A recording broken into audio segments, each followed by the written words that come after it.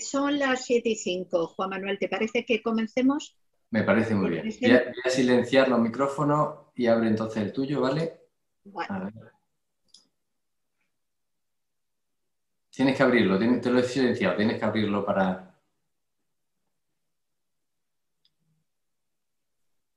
vale, se me oye, ¿no? Perfectamente.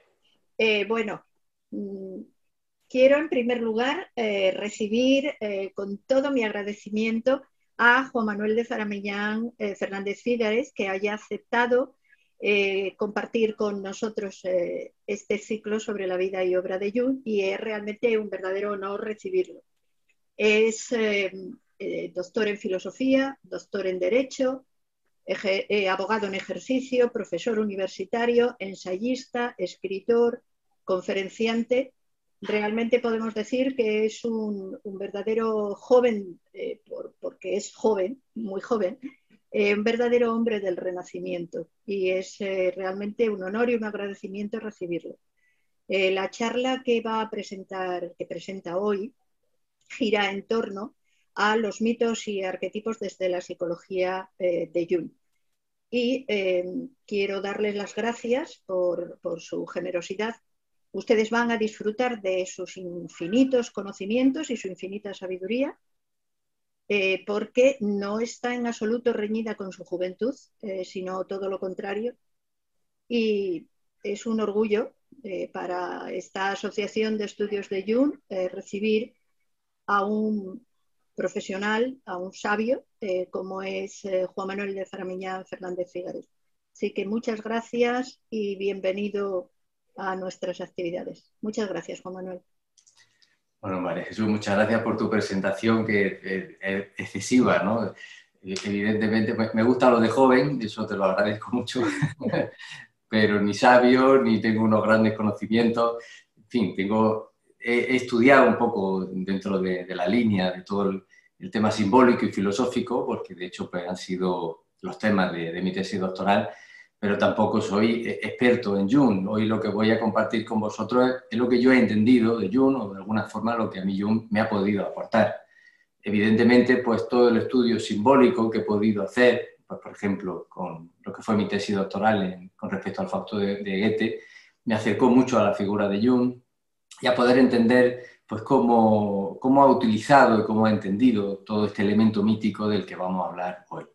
Pero al fin y al cabo lo que puedo transmitiros es eso, es mi experiencia, que me ha aportado a mí Jung, por qué creo que es interesante y por qué creo que de alguna manera es una personalidad que merece la pena reivindicar hoy en día y cuyo estudio pues, aporta una visión del mundo, del ser humano y de uno mismo que es interesante. Para entender a Jung, quizá aquí tenemos que empezar clarificando que, claro, tenemos varias dimensiones como cualquier ser humano, y una de ellas es Jung como psiquiatra y como psicólogo, porque de alguna forma él siempre unificó ambas profesiones de una manera muy clara, pero también como filósofo, aunque él nunca se quiso considerar como tal. Es indudable que toda su línea de trabajo esgrime un modelo de pensamiento filosófico y que es práctico y que es de alguna manera el que puede invitar o abrir su mundo de estudio a aquellos que no trabajamos dentro del mundo de la psicología. Luego también hay muchas obras de Jung que están muy orientadas a la praxis psicológica y que evidentemente forman parte de la biblioteca de cualquier, si no de cualquier, de muchos terapeutas que consideran a Jung pues, una personalidad imprescindible a la hora del análisis de la psique humana.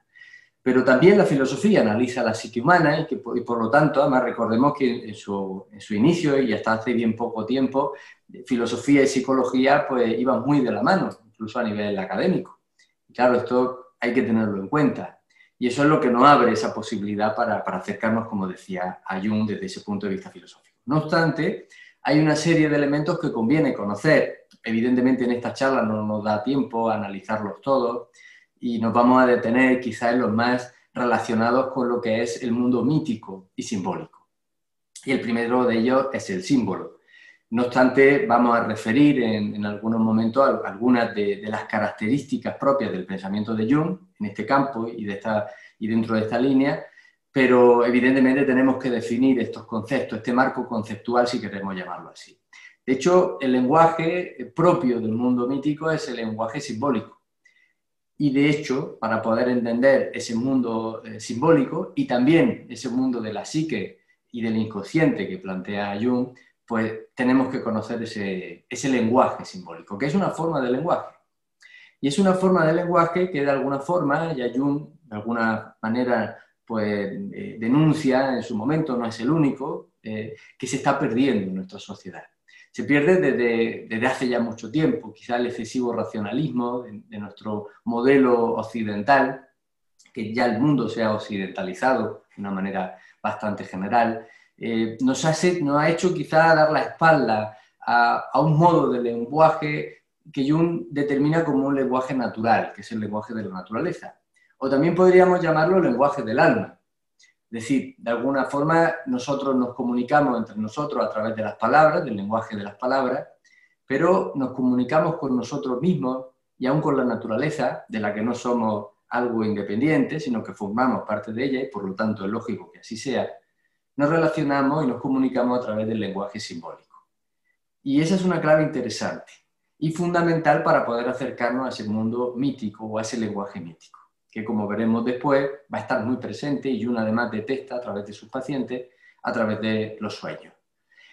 Aquí quizá hay que también hacer una pequeña acotación, y es el hecho de que cuando uno estudia a Jung, Jung utiliza a sus pacientes como una muestra de sus estudios que son psicológicos y al mismo tiempo, bajo mi punto de vista, también filosóficos. Pero lo que él observa en sus pacientes, que evidentemente tienen una naturaleza mórbida en su mayoría, es decir, están enfermos o tienen de alguna manera algún tipo de desequilibrio, dentro de la ambigüedad que evidentemente tienen estos términos y cuando podemos considerar algo mórbido o desequilibrado, es difícil determinar cuáles son las lindes, cuáles son esos límites, pero hay que verlo como hace Platón en la República, cuando estudia al individuo a través de la figura del Estado. Cuando Jung nos muestra a sus pacientes, nos está mostrando como con una lupa algo que de manera no mórbida, es decir, de manera no tan hipertrofiada, todos compartimos. Y son elementos propios del desarrollo y del movimiento de la psique que cuando nos lo muestra, y podemos ver en los múltiples ejemplos que pone Jung a lo largo de todos sus textos y de su obra, lo está de alguna forma magnificando para que lo podamos ver de una manera clara. Lo interesante es ver, se le ha caído la conexión. Bueno, como decía, entonces el lenguaje simbólico es fundamental. Lo vemos en la persona que tiene una enfermedad, pero lo vemos también en la persona sana. ¿Y qué caracteriza el lenguaje simbólico? Pues es un lenguaje de imágenes. Es un lenguaje de imágenes que además tienen una carga emotiva bastante marcada. A través de ese lenguaje de imágenes con carga emotiva, descubre Jung cómo se manifiesta y se expresa algo que es la totalidad de la psique humana, o gran parte de la psique humana, que es el inconsciente. Que aquí entramos en otro término que es fundamental para poder entender a Jung. El descubrimiento del inconsciente no se lo debemos a Jung, pero sí la dimensión tan enorme que le da a esta parte o a esta dimensión de la psique humana.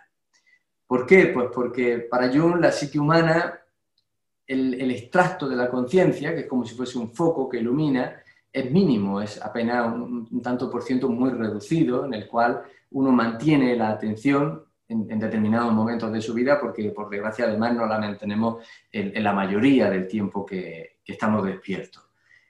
Pero el resto de la psique se comparte en una parte de inconsciente, que sería el inconsciente personal, en el que se van o quedan a veces de alguna forma reducidos o escondidos o ocultos algunos contenidos de nuestra vida y de nuestra experiencia que no pueden ser asimilados de una manera directa, por muchas razones, ahora veremos por qué, y luego habría un inconsciente mucho más amplio que se asimila un poco a la idea de la mente universal oriental, que sería el inconsciente colectivo. Una parte del inconsciente en la que, para Jung, de alguna manera estamos todos unidos y de la que todos bebemos. Y ahora veremos la importancia que tiene esto al entender el lenguaje mítico y las imágenes oníricas que también se desprenden de todo este mundo y de todo este lugar. Entonces ya tenemos dos elementos muy importantes. El concepto del inconsciente, que vaya a permitirme que sea escueto a la hora de definirlo, porque daría evidentemente para unas 2, 3 charlas el poder afrontarlo y estudiarlo en su totalidad. De hecho, podría darnos una vida entera el poder descubrirlo o más, pero por lo menos lo definimos de una manera concreta para poder entender el papel que va a jugar dentro del mundo mítico y de la actitud mítica que tiene el ser humano ante la vida. Y vemos el papel del símbolo como un elemento del lenguaje que está presente en el inconsciente porque es una parte de esa alma humana, de esa parte del alma, y que es con la que nos expresamos de manera natural, porque como no formamos parte independiente de la naturaleza, compartimos el mismo lenguaje de la naturaleza. Con estos dos elementos vamos a empezar a construir ahora, aunque el ser humano construye desde siempre todo ese mundo, esa vida interior a través de estos elementos, del lenguaje simbólico y de toda esa parte, esa profundidad del alma.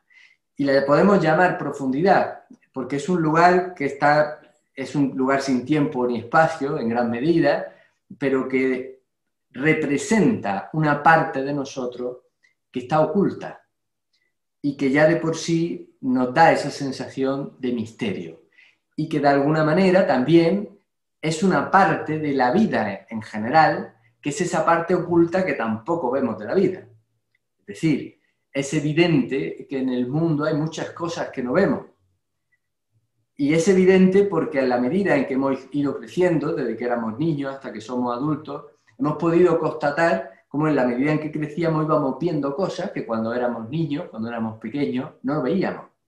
Acontecimientos de nuestro entorno, de nuestra casa, de nuestra familia o de la vida circundante, que uno no ve hasta el momento en que no está preparado para verlo, porque uno va desarrollando, es decir, hay un desarrollo, como dice Colbert, moral en el individuo, en la medida que va creciendo, hay un desarrollo también del alma, hay un desarrollo de la sensibilidad, es decir, de nuestra capacidad, que es un poder latente, la sensibilidad en sus diferentes ámbitos, en sus diferentes dimensiones, que en la medida en que la vamos desarrollando a lo largo de nuestra vida, nos va permitiendo ver más cosas con respecto al mundo. Y no me refiero a nada paranormal ni parapsicológico, aunque para el que no lo ve lo es, porque es paranormal para él, es decir, si uno no lo ve, evidentemente en el momento en que lo ve, luego ya se hace normal, porque uno normaliza, tenemos una enorme capacidad de adaptación para ir percibiendo, incluso algo tan complejo para ver en un niño como es el egoísmo o la maldad humana cuando la percibe dentro de su entorno familiar, por ejemplo. Y esto podemos verlo los que nos dedicamos al mundo del derecho, como en muchos casos, cuando hay un niño, una niña pequeñito, tienen un velo natural ante estas circunstancias. No siempre, pero en muchos casos sí, que les libran de afrontar antes de tiempo una circunstancia difícilmente digerible cuando somos adultos y en muchos casos, no sé si imposible, pero muy difícil de digerir cuando somos muy pequeños aún. Entonces ya tenemos una muestra clara de que en el mundo hay algo oculto, hay una profundidad de la vida que uno va de alguna forma desentrañando en la medida en que crece y que va desarrollando distintas capacidades que también están en relación a nuestros 5 sentidos. Es indudable que uno puede desarrollar una capacidad especial con respecto a la música y uno va desarrollando una sensibilidad a través del estudio, también de la práctica, de tocar un instrumento, por ejemplo, y uno poco a poco va descubriendo matices dentro de los sonidos que para él antes serían como no audibles. El hecho es que los oye, pero no los escucha. Y esa sensibilidad le va a ir permitiendo cada vez escuchar más de lo que oye. Es igual, porque en el inconsciente, de hecho Jung demuestra, ocurre algo así. Muchas de las cosas, por no decir la mayoría, por no irme a la totalidad, que sería quizás excesivo, pero quién sabe, las percibimos aunque no las concienciamos. Podemos estar en una habitación, haber solamente concienciado algunos objetos, pero sin embargo haber percibido todos los demás y encontrarse esa percepción dentro de nosotros. Y en la medida en que también nosotros vamos desarrollando una vida interior, un cierto carácter introvertido, diría Jung, es decir, dentro de las tipologías que plantea, aunque seamos extrovertidos, en la medida en que vamos trabajando esa vida interior, vamos también desarrollando una sensibilidad especial para con nosotros mismos, para nuestro mundo interior, que se va abriendo. No es que se vaya abriendo porque lo vayamos construyendo, está construido, pero vamos desvelándolo poco a poco. Es como que poco a poco se va iluminando esa especie de lugar oscuro porque parece que no existe, y cuando uno lo va iluminando se va dando cuenta de esa amplitud y de la cantidad de elementos que están ahí representados y que ahí se encuentran. Entonces ahí vemos algo interesante, que vamos a encontrar luego muy presente en el lenguaje mítico y en los mitos, y que para Jung representa también el periplo o la aventura mítica de todo individuo, que es el ir descubriendo ese mundo oculto que hay hacia afuera y hacia adentro, si es que estos conceptos son una realidad en sí. Es decir, si es que hay una adentro y una afuera, o una arriba y una abajo. Pero en la medida en que uno va afrontando esas dicotomías en las que uno se encuentra y las va resolviendo, y ahí encontramos ese concepto de la coincidentia oppositorum de Nicolás de Cusa, que tanto gustaba a Jung, vamos a ir viendo perfectamente cómo el individuo va alcanzando una forma de percibir el mundo y asimismo mucho mayor, mucho más amplia. Va integrando los opuestos y las oposiciones. Esto también lo vemos en nuestra forma cotidiana. En la medida en que también vamos creciendo, vamos integrando algo aparentemente opuesto, como es la visión del mundo de un niño y la visión del mundo de un adulto. No siempre la integramos. A veces no se integra y de ahí derivan muchas veces, o en la mayoría de las veces, problemas psicológicos que tenemos que afrontar más tarde o más temprano. Porque al fin y al cabo el mundo es interpretación, cada uno lo interpreta. Y aquí nos vamos a otro elemento muy importante para ello. Ahí está el carácter simbólico. Luego cuando veamos el concepto de arquetipo lo vamos a ver muy bien y lo vamos a entender muy bien. O sea, cuando Jung nos está planteando la posibilidad de que el individuo enfrenta al mundo y se enfrenta a sí mismo, lo primero que nos va a determinar es que el individuo interpreta el mundo y se interpreta a sí mismo. Y de ahí esa es la razón por la que uno, en la medida en que va pasando el tiempo, va cambiando su forma de ver el mundo y de relacionarse consigo mismo y de relacionarse con los demás. Va cambiando su forma de interpretar.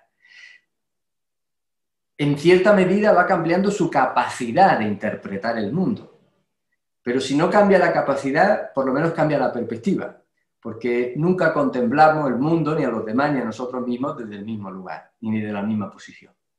Al menos, al recapitular, cuando uno va creciendo, va llegando a la madurez, nos debería permitir integrar ciertas oposiciones de visión del mundo, que son las nuestras, al darnos cuenta que hemos visto el mundo desde distintos puntos de vista, y que el mundo era el mismo, y que somos nosotros los que estamos afirmando tales cuestiones.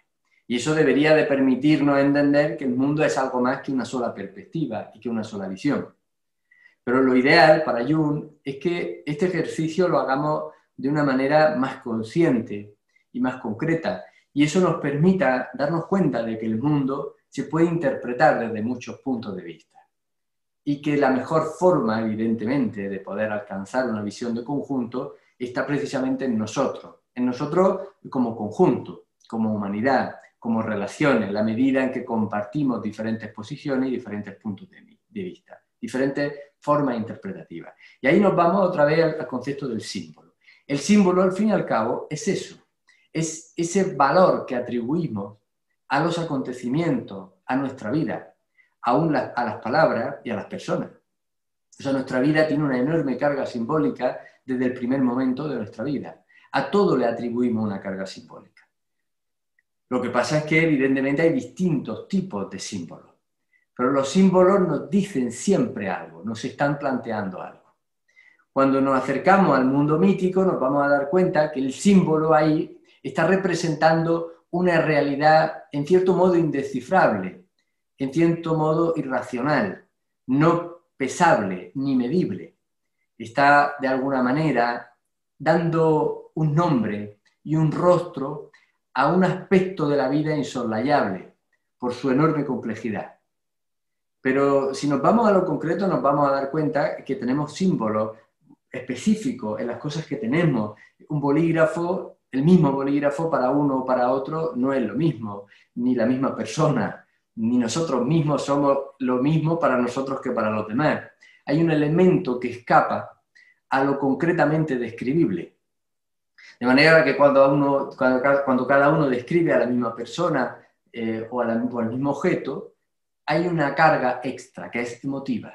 Y ahí tenemos una imagen y un elemento emotivo. Ya tenemos las dos características propias del mito. Pero como decía, el símbolo que nos interesa, tenemos las características del símbolo, no del mito, aunque también del mito. Lo que nos interesa, o los símbolos que ahora mismo nos interesan, no es que no nos interese lo otro, son los símbolos de lo luminoso, como lo llamaría Rudolf Otto. Es decir, son aquellos símbolos que tratan de representar ese aspecto de la vida inconmensurable, misterioso, llamémoslo como queramos. Es aquello que no podemos concretar y que al fin y al cabo, aunque nos neguemos a ello, está presente. Se encuentra presente en cada momento de nuestra vida. Es aquello que aunque queremos nosotros sujetar la vida para que sea como a nosotros nos gustaría, nos demuestra una y 100 veces que la vida es como es y que hay leyes y fuerzas que se nos escapan por completo, pero que sin embargo nos afectan y que incluso percibimos dentro de nosotros mismos. Cuando a esa fuerza le ponemos una imagen, lo que hacemos es darle una forma para poder entenderla, para poder tenerla de una manera más cercana, porque lo otro supone un abismo y genera un vértigo tremendo en un ser humano, el asumir el ser y la nada, como diría Sartre, al mismo tiempo. El asumir esos aspectos de la doble polaridad, de que la vida es bella y al mismo tiempo cruenta y difícil, que los aspectos más concretos de nuestra vida, que parecen definibles, son inabarcables, y aún las personas que creemos conocer, pues de un día para otro se convierten en perfectas desconocidas, aún para ellos mismos. Si todos estos aspectos los recogemos desde antiguo a través de elementos simbólicos. Y dentro, lo que se da cuenta Jung, es que en el inconsciente, en esa profundidad de uno, al contrario de lo que plantearía Freud, y planteaba mucho, no solamente se van a ver representados esos símbolos que generamos, que serían de alguna manera naturales, o sea, símbolos que están representados por nuestra vivencia, por nuestra experiencia, también va a haber símbolos que surgen de manera natural de la profundidad de uno mismo. Y lo interesante de estos símbolos es cuando Jung constata que estos símbolos son compartidos por la humanidad, en todo tiempo y lugar. Cuando a través del estudio comparado de religiones, de filosofía, de ciencia y de arte, uno percibe cómo todos estos elementos simbólicos no son solo propios de una cultura, de un entorno y de un lugar. Sí que hay una interpretación específica en cada entorno, en cada cultura y en cada lugar, pero el símbolo es el mismo. Y lo que trata de representar también, porque la inconmensurabilidad de la vida es la misma para el ser humano de hoy que para el de antaño, a pesar de que hoy creamos con cierto atrevimiento que la naturaleza está a nuestro servicio y que podemos perfectamente asirla y controlarla, a pesar de que diariamente los sucesos y los acontecimientos nos demuestran que no es así. Este contenido simbólico Jung precisamente lo va a detectar a través del sueño y de los sueños de sus pacientes. Y cada uno de nosotros lo podemos percibir perfectamente así. De hecho, es interesante este ejercicio. Sin entrar en una elucubración excesiva, vamos a poder ver cómo muchas veces las personas y aún los objetos que aparecen en nuestros sueños no aparecen per se, sino por el carácter simbólico que nosotros hemos atribuido a esas personas o a esos objetos. Están tratando de representarnos algo. Si tratamos de descifrar el sueño de una forma lineal, alguna vez se puede, pero son raros los casos. Cuando el sueño es muy simbólico, pues fracasamos estrepitosamente. Es un sinsentido. Porque el concepto de sentido que nosotros atribuimos a través de la conciencia es un sentido cardinal, por decirlo de alguna forma, ordenado, tiene una serie de características. Y si no entran dentro de esas características y de esos órdenes, nos parece que no lo tiene, que no hay un sentido. Algo ocurre así con la música. Nosotros conocemos un sistema bien temperado dentro de lo que es la escala musical, pero hay muchos sonidos intermedios entre el do y el re, aparte del do sostenido o el re bemol, hay sonidos intermedios que nos resultan muy difíciles de entender, porque no forman parte ahora mismo, en este momento, de nuestra concepción de lo audible, por ejemplo. Y sin embargo, en lo inconsciente todo esto cabe. Caben los números que hay entre el 1 y el 2 y los sonidos que hay entre el do y entre el re. O sea, todo esto está representado porque forma, o es, por decirlo de alguna manera, una expresión de la misma vida, esa parte del inconsciente. Entonces, en los sueños, cuando todo esto se representa, la forma en la que nuestra propia alma trata de comunicarse, trata de expresar lo que acontece en sí misma, de hecho el término sí mismo es un término junguiano para representar esa integración de lo consciente y lo inconsciente a través de ese concepto del sí mismo, cuando trata de expresarse lo hace de una manera simbólica. ¿Y qué utiliza como símbolo? Pues precisamente ahí nos vamos al otro término que quería explicar, los arquetipos.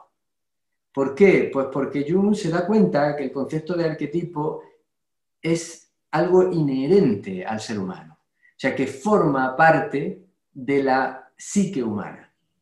¿Y qué es o qué representa el arquetipo? Es difícil definirlo porque Jung definió al arquetipo de forma muy distinta a lo largo de toda su vida. Siempre estuvo presente, siempre estuvo indagando, pero podíamos de manera aproximada definirlo como una especie de configuración que tiene nuestra psique en cuanto a tal y que nos permite descifrar el mundo en base a unos criterios determinados.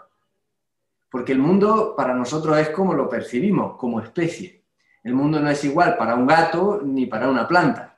O sea, tendrán una percepción distinta, evidentemente no consciente o no con la conciencia propiamente humana, pero tampoco con la estructura psicológica, arquetípica, podríamos llamar, que tiene un ser humano para hacerlo. O sea, la forma en la que lo percibimos es la misma desde que consideramos al ser humano como tal. Y eso nos permite poder entender incluso las representaciones pictóricas, eso sí, simbólicas, de individuos de la prehistoria o de individuos de hace 4 o 5.000 años.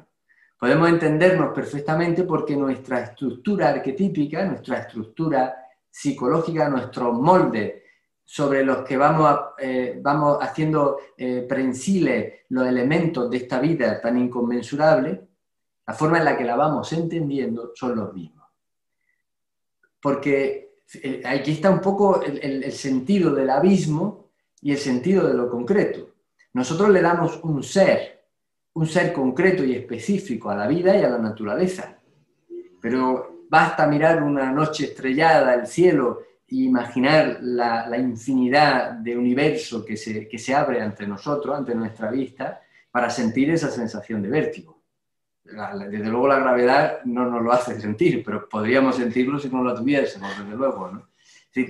La sensación de desarraigo, de pérdida de egocentrismo que sentimos en ese momento. Es tan absurdo cuando uno percibe esa inmensidad, sentir que todo eso construido solamente para uno, que cuando uno lo conciencia realmente, cuando uno lo percibe como tal, se abre algo terrorífico que concretamos a través de esas imágenes, a través de las cuales le vamos dando sentido a todo esto.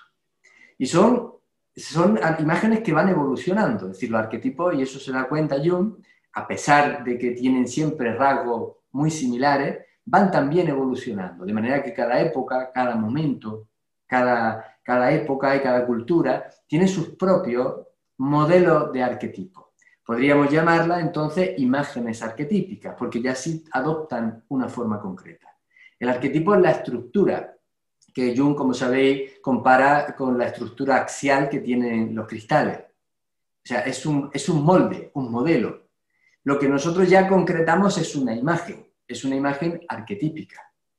Y cuando la llenamos de contenido, porque Jung se da cuenta de que esos modelos arquetípicos no los llenamos de contenido hasta que no empezamos a tener experiencia al respecto, se convierten en símbolos.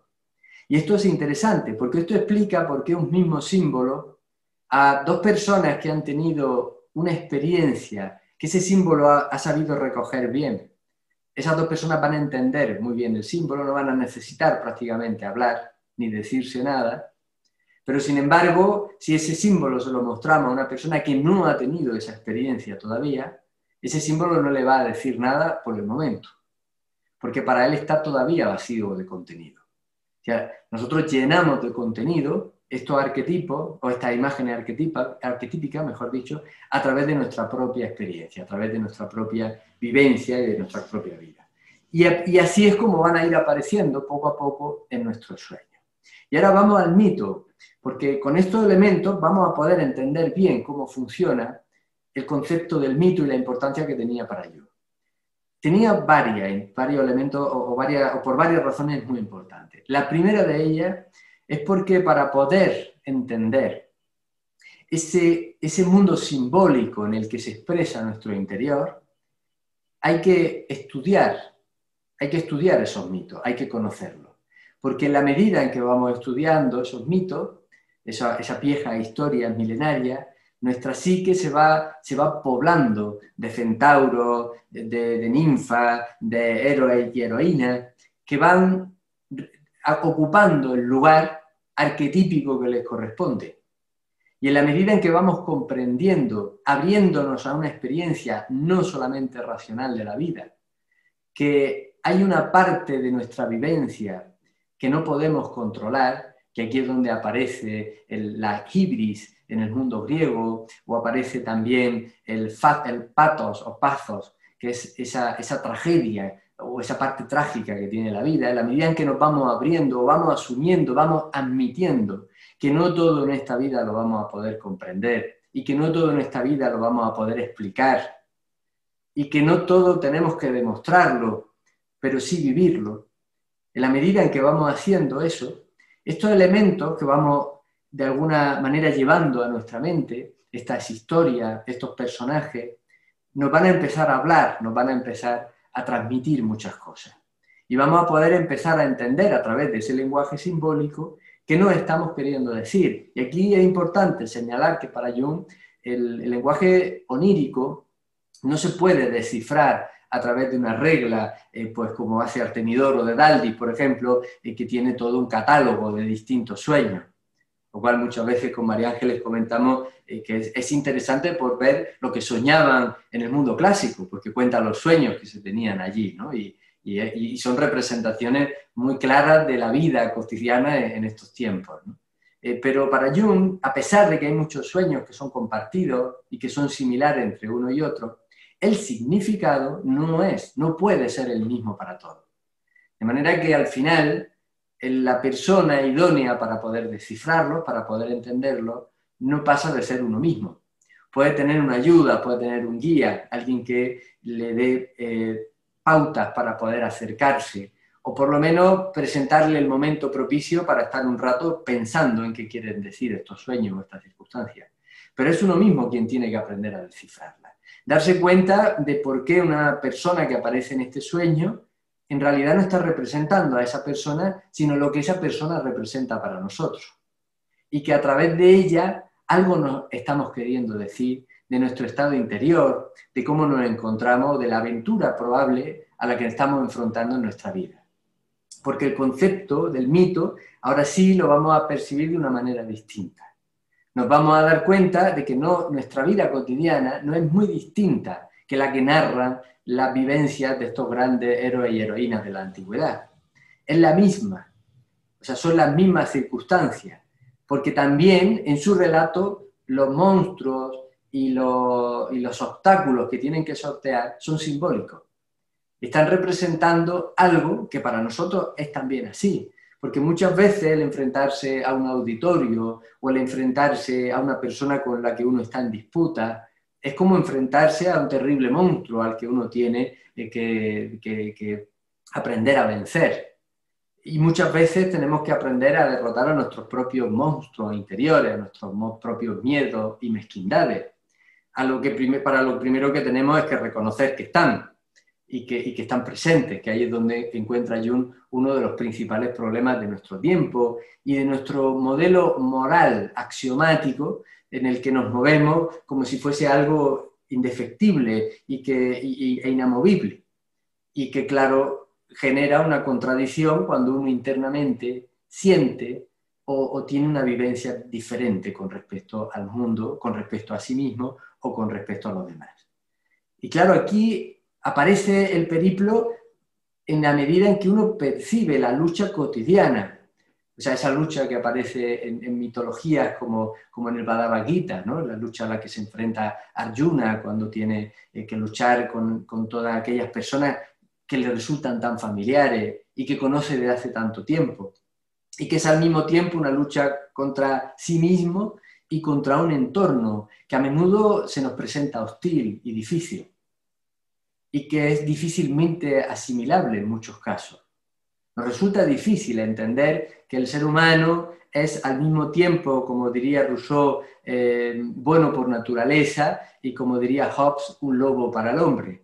Es decir, nos resulta difícil entender esa ambigüedad y nos resulta difícil entender una divinidad benévola como la de algunas religiones en las que se aglutinan todos los elementos positivos de la vida y que obligan a generar una especie de abismo o de infierno a la otra parte para poder justificar todos los otros elementos que también forman parte de la vida y que son tan relativos que muchas veces no sabe uno bien a dónde le conducen, porque cuántas veces algo considerado como malo nos ha llevado a un fin o a una circunstancia interesante y una circunstancia que valorábamos como buena al final nos ha llevado a otra que no lo era tanto. O sea, son términos también relativos en cierta medida o hasta cierto punto.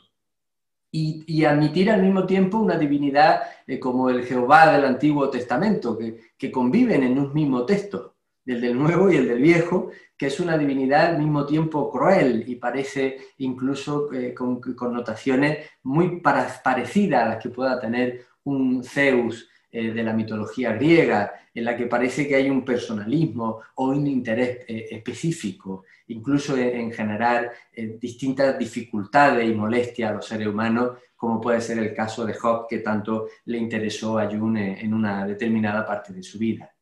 Nos resulta muy difícil integrar, pero en el héroe, en el aspecto mítico del héroe, estos elementos aparentemente contradictorios se integran. Y aquí me gustaría recalcar, porque podríamos hablar del mito muchísimo, sobre qué es el mito o sobre qué representa, y aquí tenemos muchísimo de lo que es la mitocrítica con Gilbert Durand o el propio Joseph Campbell, que tanto le interesó el estudio de los mitos a lo largo de la vida, o García de Bazán, en fin, tenemos muchas personas que han estudiado el mundo mítico, pero evidentemente no podemos centrarnos ahora mismo en definirlo de una manera específica. Pero sí me gustaría recalcar algunos elementos que son interesantes en el mito y que creo que nos sirven y que además Jung nos invita también a acercarnos a ellos. O sea, si nos fijamos en la aventura del héroe, Joseph Campbell, de hecho, marcó de una manera muy delimitada las etapas del periplo, de la aventura heroica, pero a mí me gustaría remarcar quizás algunos aspectos interesantes que no están tan remarcados dentro de estas partes. Como pueden ser, por ejemplo, el hecho de que el héroe tiene que asumir siempre, en algún momento, su contraparte oscura. Tiene que asumir su totalidad. Hay un momento en el que tiene que asumir que no es tan bueno como creía, o tan perfecto, o tan arquetípico en el sentido platónico como le gustaría ser. Entonces tiene que asumir que esa parte también convive consigo misma. De manera que hay un momento en que tiene que integrar dos contrarios en sí mismo.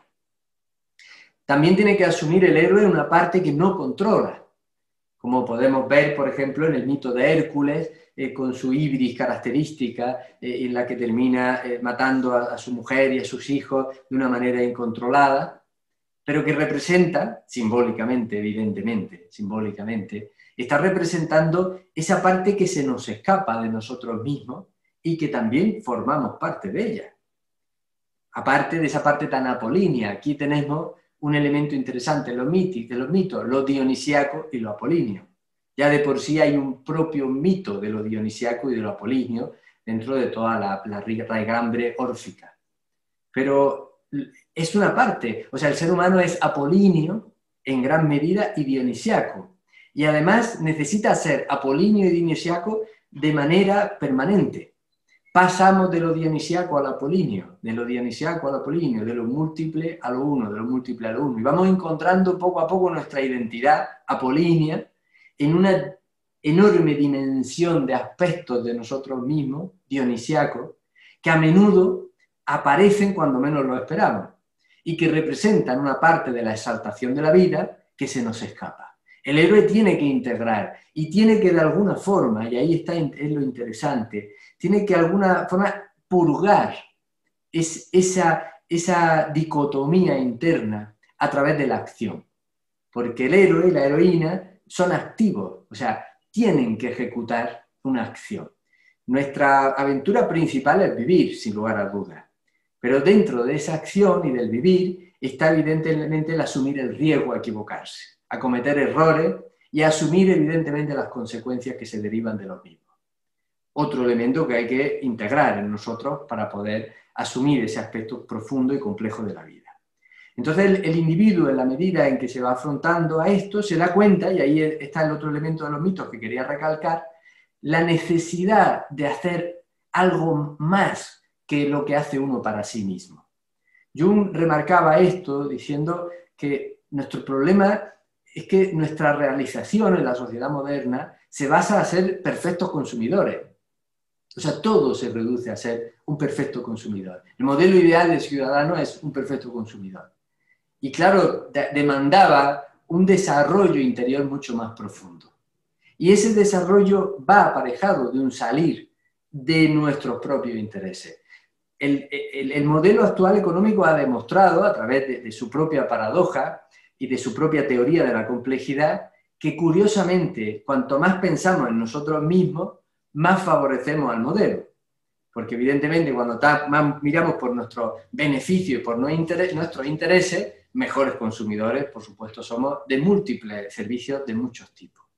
Pero en la medida en que eso se rompe, en la medida en que uno, como hace el héroe o la heroína, sale de sí, sale de ese entorno seguro para afrontar la aventura de la vida, va a tener que empezar a trabajar por y con los demás. Ambas cosas, y va de nuevo a integrar otros contrarios, lo colectivo y lo individual. Va a tener que mantener su individualidad, porque si no se perdería, como le ocurre a quien se sumerge en lo inconsciente, sin tener afianzada aún su propia identidad, y se pierde, se diluye. Va a tener que aprender a moverse en un mundo, en una sociedad que permanentemente demanda de él actitudes e ideas y pensamientos, siendo él mismo al mismo tiempo. Y sin entrar en confrontación, aprendiendo a vivir con los demás y, como decía hace un momento, para los demás, porque el héroe y la heroína no solo luchan por sí, o sea, no solo se están redimiendo, sino que al mismo tiempo están salvando a un pueblo, a un lugar, a alguien que se encuentra en apuro. O sea, siempre hay un elemento que les permite escapar de sí.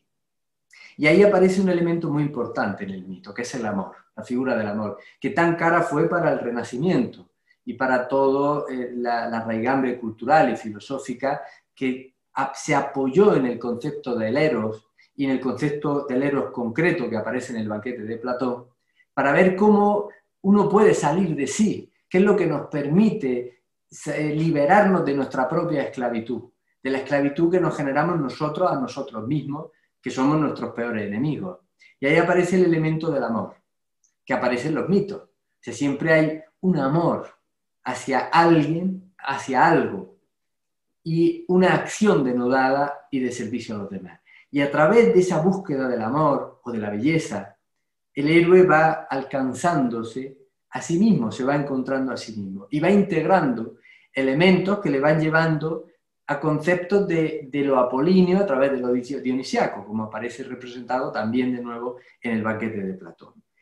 Claro, para Jung esto era muy interesante, porque si nosotros vamos acercándonos y vamos estudiando esos mitos, y aquí sería la pregunta que alguien podría hacer, porque a mí me gusta, siempre que estudio algo, responderme a mí mismo, bueno, ¿y cómo lo hago? Porque hoy está el mundo lleno de teorías, es decir, Internet hay millones o eones de megabytes que no sabemos descifrar, no sabemos cómo aplicar en nuestra vida cotidiana. Más nos valen un par de folios con aspectos prácticos que podamos llevar a nuestro día a día, que cientos de volúmenes en una biblioteca que solo nos sirven para teorizar o tenerlo desde el punto de vista intelectual. Y aquí es donde está la clave interesante, porque algo de estudio tiene que haber. O sea, necesitamos estudiar, necesitamos ir poblando, como decía hace un momento, nuestra imaginación, para ir desarrollando una capacidad, un poder latente, que es el de la imaginación, que es el que trabaja con las imágenes, y los símbolos son imágenes, no lo olvidemos, y que nos va a permitir desarrollar una sensibilidad especial para ver más cosas del mundo y de nosotros mismos que están aquí. Es decir, no hay que irse a ningún otro sitio, ni a otra dimensión, ni a nada extraño. O sea, están aquí presentes. O sea, las tenemos delante muchas veces, pero nos falta desarrollar ese conocimiento intrínseco que nos va a facultar y nos va a dar esa capacidad para profundizar. Y entonces tenemos varios puntos fundamentales para poder hacer y enfrentar ese mito, de nuestro propio mito, porque decía además que Jung decía que un ser humano sin su propio mito estaba perdido. O sea, es importante que encontremos nuestro propio mito, nuestra propia figura, que aprendamos a morir como hacen los personajes en los mitos, una y 100 veces para renacer de nuevo, con una mayor capacidad y una percepción más profunda del mundo y de nosotros mismos, con un mayor poder de asimilación y de percepción. O sea, aquí tenemos una necesidad inherente a profundizar en el mito desde un punto de vista teórico, es decir, tenemos que estudiarlo, pero al mismo tiempo con una apertura simbólica, dejando ver qué nos dice el mito y qué nos dice ese relato. Porque nos va a decir algo en la medida en que estemos abiertos. Estando abierto a todo. Es decir, hay que abrazar todas las posibilidades de que haya y de que no haya, del sí y del no, del todo y de la nada. Porque como los conceptos son relativos, en realidad todos son al mismo tiempo. Es decir, puede haber algo después de la vida o no. Puede que sí y puede que no. Y si lo hay, depende del punto de perspectiva. Y si no lo hay, también depende del punto de perspectiva. Es decir, tenemos que aprender, según nos plantea esa visión de lo inconsciente, a movernos dentro de esa ambigüedad, pero sin perder nuestras propias convicciones. ¿Y qué son nuestras convicciones? Aquello que nosotros ya hemos conquistado. Aquello que a lo largo de nuestra vida, por ese ejercicio activo de vivir y de tratar de entender y de tratar de acercarnos al otro y a los demás y a la naturaleza y a nosotros mismos, hemos ido convirtiéndonos en creencias, sino en convicciones.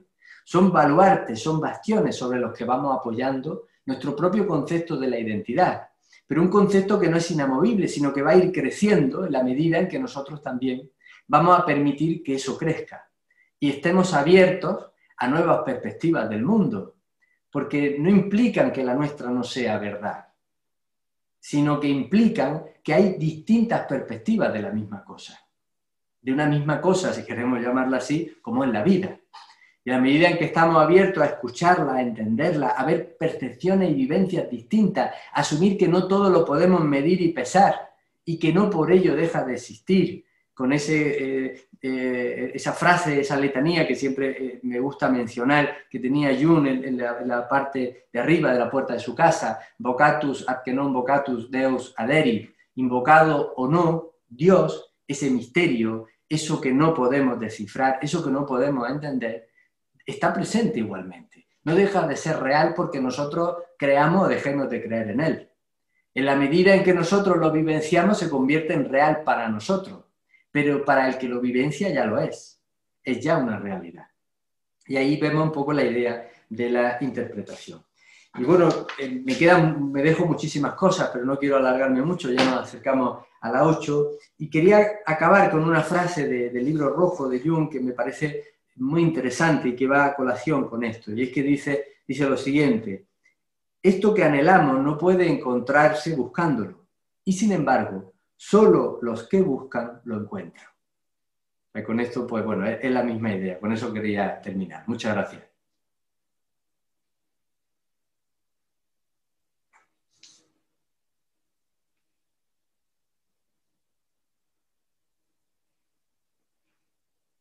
Estás sin micro, tienes que activar. Sí, va, ahora. Bien, si nos concedes unos cuantos minutos más, si alguien quiere hacerle preguntas, que abran el micrófono y pregunten lo que deseen en relación al tema. Como han podido comprobar, yo tenía razón al principio. No solo es joven, sino es sabio, aunque él lo negara.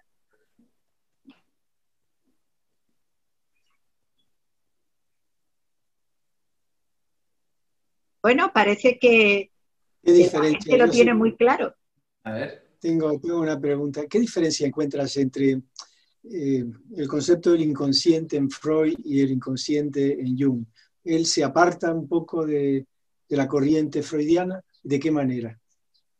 Sí, bueno, eso es un hecho objetivo que él mismo relata. Tanto, bueno, aquí es interesante plantear, para acercarse a Jung desde el punto de vista quizá divulgativo, si queréis llamarlo así, para entenderlo de una manera general, la biografía, que no es una autobiografía en sentido lato, pero que es una biografía que él además aceptó como tal, que es Sueños, Recuerdos y Pensamientos, es muy interesante porque él cuenta de manera muy clara esos momentos de su vida. Pero también está relatado en Símbolos de Transformación, que es un libro que escribió precisamente en ese momento de ruptura con Freud. La visión de Freud y la de Jung difieren enormemente en cantidad. O sea, siempre le vamos a tener que reconocer a Freud, y el propio Jung lo reconoce, y Paul Ricoeur, por ejemplo, también lo dice, o le llama, es uno de los maestros de la sospecha, el propio Freud, porque abrió un campo de estudio que, aunque Harman y había otros que ya lo estaban planteando, estaba muy constreñido, y lo hizo popular, si queréis llamarlo así, lo abrió a todo el mundo, el asumir que había una parte de nosotros mismos que no podíamos controlar y que aparecía de manera irrefrenable en muchos casos a través de los sueños. Eso se lo debemos a Freud.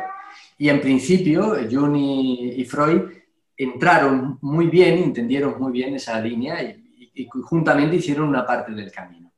Hay un momento, que un viaje a América, que Jung relata de manera concreta, en el que él siente que ya no puede confiar por varios motivos que no los vamos a relatar ahora, y percibe además que no puede hablar ya con Freud de lo que él piensa, de su visión del inconsciente, porque cree que Freud tiene una visión muy reduccionista de lo que es el inconsciente. O sea, lo reduce al concepto de la libido, lo reduce al concepto del subconsciente. Así lo describe Jung, dice que para Freud el inconsciente es una especie de vertedero única y exclusivamente, que es lo que luego ya Jung va a decir que sí, hay una parte de inconsciente personal que actúa a veces como una especie de vertedero, aunque él no le utiliza ese término tan peyorativo, sino que es un lugar en el que las cosas que no podemos ver se apartan hasta el momento en que podemos percibirlas, asumirlas o de alguna forma digerirlas. Pero Jung abre una inmensidad que hubiese sido inaceptable para el propio Freud, y por supuesto su concepto del inconsciente colectivo hubiese sido inadmisible para Freud, ¿no? Porque ahí abre una inmensidad no personalista, que es lo que Jung le achaca a Freud, que tiene una visión muy propia de nuestro tiempo, muy individualista, personalista en su caso, que lo reduce todo a la experiencia de las personas. Jung, con el inconsciente colectivo, abre un marco tan amplio que cabe acercarse, como decía en una charla que di hace poco sobre Jung y Oriente, al concepto incluso oriental de esa mente universal, ¿no? Es ese punto donde todos nos encontramos, donde todos estamos unidos. Pero hay que reconocer, como decía al principio, pues también la aportación fundamental e importante que planteó Freud, sin entrar evidentemente, porque no tenemos ninguna necesidad, en las polémicas que pueda haber entre unas corrientes que se han derivado tanto de uno como de otro, ¿no? Es decir, al César lo que es de César, y el valor y el reconocimiento también al esfuerzo y a la dificultad que supuso en su momento, yo siempre se lo reconoceré, hablar de estas cosas en un momento todavía muy positivista y muy materialista, y darles, o por lo menos intentarlo, un cariz científico, lo cual tiene sus pros y tiene evidentemente sus contras.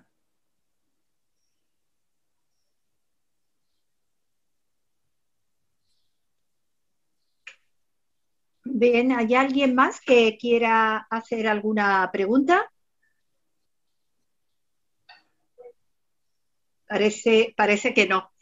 Bueno, yo quería mostrarles algunas de las portadas de los libros de Juan Manuel de Framiñán, pero solo les voy a mostrar una porque va a tener relación en base a otra de las charlas que nos va a dar, que es el Fausto de Goethe y su relación con el Libro Rojo.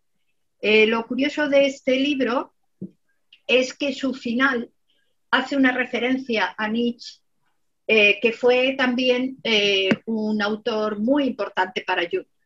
Y esto me sirve como enlace para nuestra próxima actividad, que sería el próximo jueves, dentro de las sesiones de filosofía, que es precisamente el día que Nietzsche lloró. Yo quiero agradecerle a Juan Manuel de Framiñán Fernández Figares este regalo maravilloso que nos ha hecho. Quiero decirles también a ustedes, darles la buena noticia de que continuará colaborando con sus comunicaciones tan interesantes y tan sabias en próximos meses, y tendremos oportunidad de seguir enriqueciéndonos con todo lo que nos transmite y nos enseña.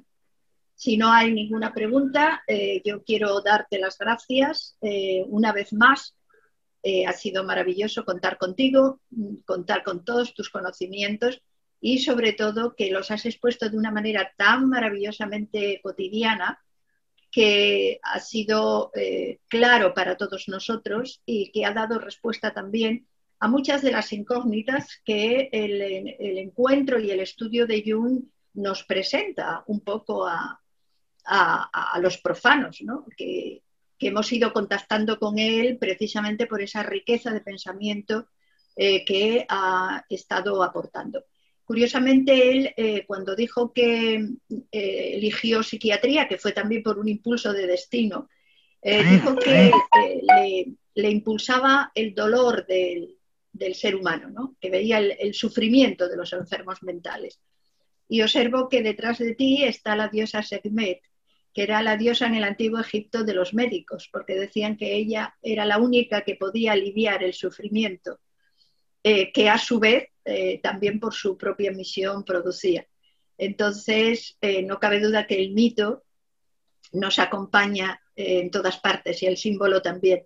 Y diría que hay una sincronicidad también, ¿no? en lo que está tras de ti y en el personaje de Jung.